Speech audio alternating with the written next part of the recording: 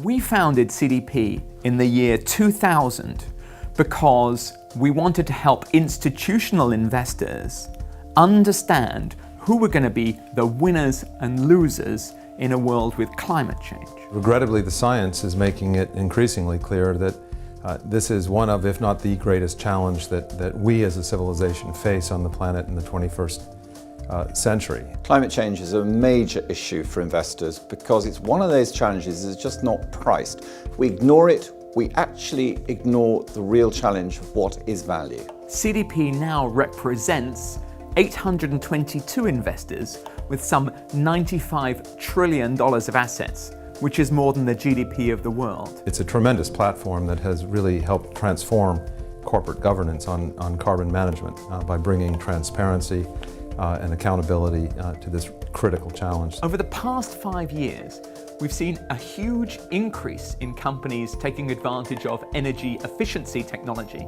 and the benefits that you get from that.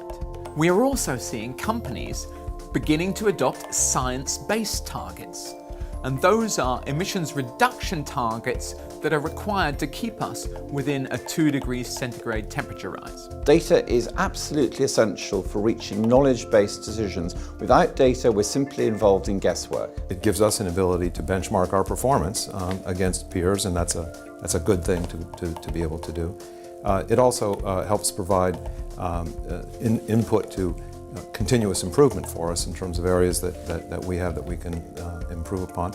And more broadly, it provides transparency to investors around how the industry is doing broadly. If a company hasn't completed their CDP disclosure, we might actually vote against them because we feel so strongly that it's something that they should prioritise. Groups of investors are pushing for better performance by corporations.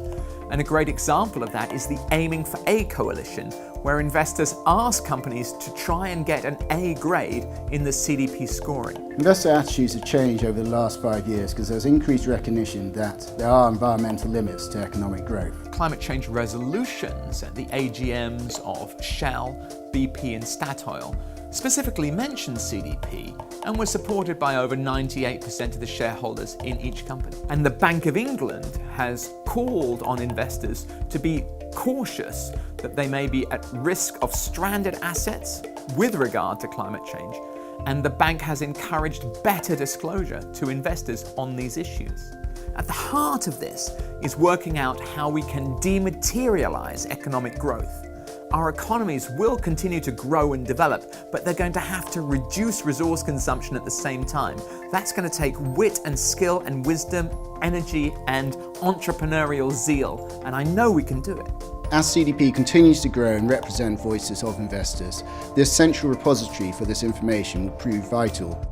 We want to salute the achievement of the leading companies and to very sincerely thank all the companies participating in CDP.